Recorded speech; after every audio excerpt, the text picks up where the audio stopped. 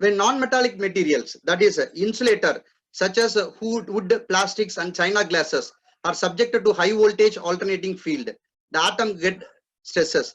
And due to the interatomic friction caused by the repeated formation and the rotation of atomic structure, heat is produced. This is known as dielectric losses. Directly we go through the diagram. Here we are having that neutral atom, polarized atom, and as well as what? Dipole atom. So based upon this, we are having the dielectric constant.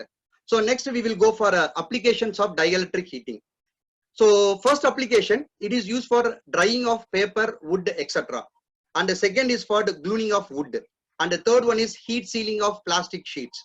And the preparation of thermoplastic resins, heating of for the dehydration such as milk, cream and vegetables, sterilization of absorbent cotton, bandages, etc. So that's all about your dielectric heating. And next we will go for electric welding. In this electric welding, it is a classified overview of electric welding is, first one is introduction of electric welding, second one is classification of electric welding, and the third one is resistance welding and its types, and last one is electric arc welding and its type. Let me see about the introduction of your electric welding. What do you mean by welding? It is nothing but joining of two metals. Welding is nothing but what ma? Joining of two metals. So welding is a process of joining two pieces of metal or non-metal together by heating them to their melting point. What are advantages of welding? First one is welding is the most economical method to permanently join two metal parts. It provides design flexibility. Welding equipment is not so costly. It joins all the commercial metals. Both similar and dissimilar materials can be joined by welding. What are disadvantages of the welding?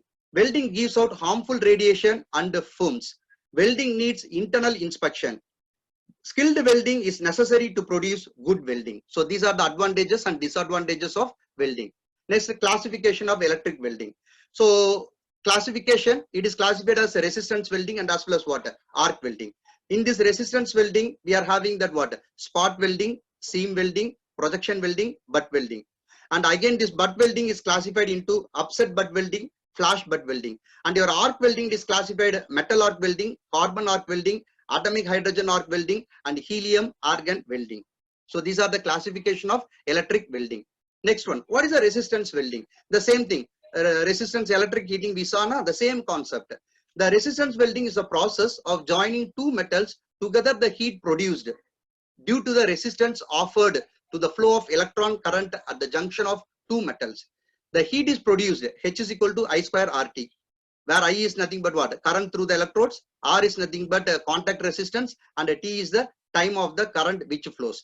In this process of welding, the heat developed at the contact area between the pieces to be welded reduces the metal to plastic state or liquid state. Then the pieces are pressed under high mechanical pressure to complete the weld. What are advantages of resistance welding? First one is welding process is rapid and simple. No need using filler method. Localized heating is possible. Both the similar and dissimilar metals can be welded. Maintenance cost is less. It can be employed for mass production. What are the drawbacks of your resistance welding? Initial cost is very high. High maintenance cost. The workpiece with a heavier thickness cannot be welded since it requires high input current. Types of resistance welding. So we are having the four important types of resistance welding: spot welding, seam welding, projection welding, and butt welding. So we will see step by step. Spot welding. So it looks like the transformer.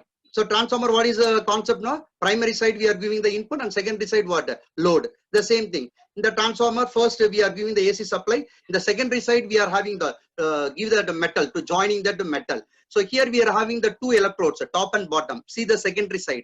Top and bottom we are having the two electrodes. This electrode is made up of water cooled electrodes. So in between these two electrodes we are having what? Metal. What is the concept now? In the metal we have to take any one of the position and we have to spot, we have to join that metal by applying the heat and pressure. Let me see it. Spot welding means joining the two metals sheet and fusing them together between copper electrode tips at suitably spaced interval by means of heavy electric current. This type of joint formed by the spot welding provides mechanical strength and not air or watertight. For such welding, it is increased to localize the welding current. The electrodes are made up of copper or copper alloy and are water cooled. Here in the spot we are using what? Water cooled electrode.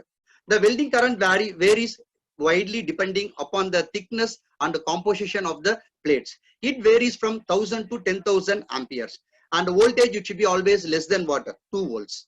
Next is the butt welding. The same thing. In the butt welding, what is the concept now? The joining of the metal. We have to join it in that end of the position. End of the metal, we have to join it. So this electrode, it should be metal, it should be joined to your clampers. The two metal part to be welded or joined end to end and are connected across the secondary of a welding transformer. Due to the contact resistance of the metals to be welded, heating effect is generated in this welding. By applying high mechanical pressure, either manually or by toggle mechanism, the two metal pieces were pressed. When jar type electrodes are used that introduce the high currents without reaching any hot spot on the job. This type of welding is usually employed for welding of rods, pipes and wires, and for joining metal part end to end. Next we are having that flash butt welding. The flash butt welding is nothing but to making the arc, to create the arc. Based upon the arc, we have to join that metal. Based upon the arc, we have to join the metal. So this is the two metal pieces and the electrodes. We are giving the supply to the electrodes. What will be happen? The arc will be produced. In the presence of your arc, the metals, two metals will be joined. Flash butt welding is a combination of resistance, arc and pressure welding. This method of welding is mainly used in the production welding. In this method of welding, the two pieces to be welded or brought out nearer to each other under light mechanical pressure. These two pieces are placed in a conducting movable clamp. When high current is passed through the two metal pieces and are separated by some distances, then arc established them.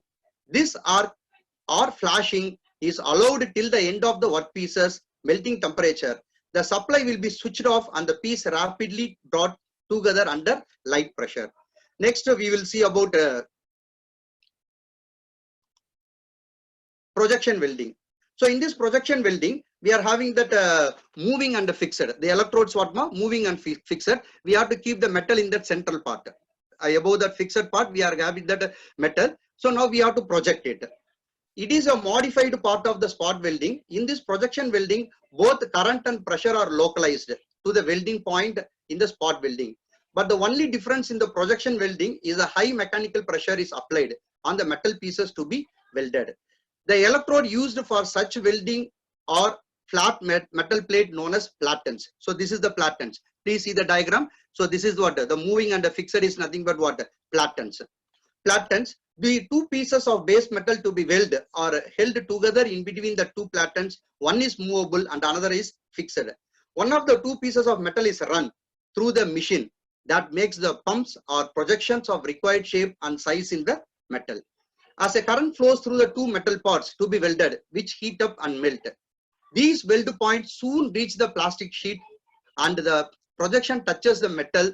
Then force applied by the two flat electrodes forms the complete weld.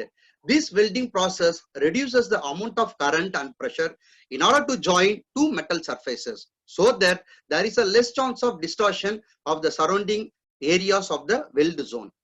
Next, so we completed what? Resistance arc welding. Now it is nothing but what? Electrical arc welding. The same procedure. Here what we are going to do now, due to the arc we are going to join in the metal. Electric arc welding is a process of joining two metallic pieces or melting of metal is obtained due to the heat developed by an arc stuck between an electrodes. In this method of welding, no mechanical pressure is employed.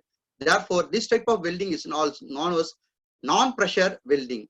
So for this, we need some requirements. So what are the first requirements? The surface coating and the type of electrodes are used. Next is position of the welding. And next one is the amount of current used. Types of electric arc welding. We are having the four important types. Carbon arc welding, metal arc welding, atomic hydrogen arc welding, inert gas metal arc welding. Let me see the first one. Carbon arc welding. Here, the carbon it acts as a electrode. Listen here which one acts as a electrode? Carbon is act as a electrode. So the base metal is placed in the base plate, and due to that arc, it should be what? We have to join in that metal. In the carbon arc welding, carbon or graphite rods are used as electrode. It is one of the process of arc welding in which arc is stuck between two carbon electrodes or the carbon electrodes and the base metal. In this process of welding, the electrodes are placed in an electrode holder used negative electrode and the base metal being welded as positive.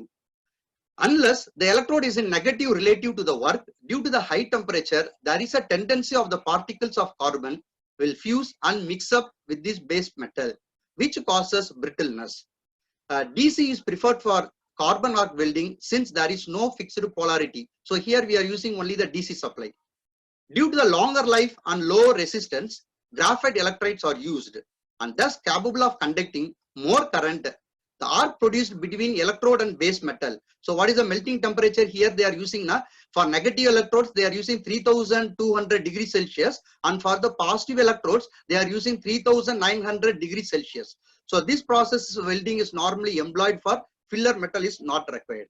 Next is metal arc welding. Here the electrode is act as a metal and a base metal. So we have to give the pressure to the metal electrode. What will be happen? The arc will be produced. Due to the arc, we have to joining this metal. The metal arc welding in electrodes used must be of same metal as that of workpiece to be welded. The electrode itself forms a filler metal. An electric arc is stuck by bringing the electrode connected to a suitable source of electric current, momentarily in contact with the workpieces to be welded and withdrawn apart.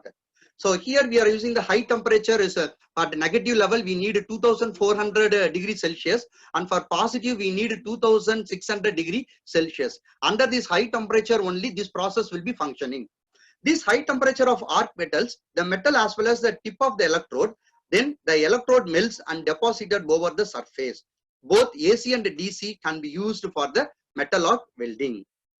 Next, atomic hydrogen arc welding. So in this atomic hydrogen arc welding, hydrogen gases they are using as a electrode, and this is the filler rod and this is the molten metal. Due to this arc, to producing the arc, we have to make this metal.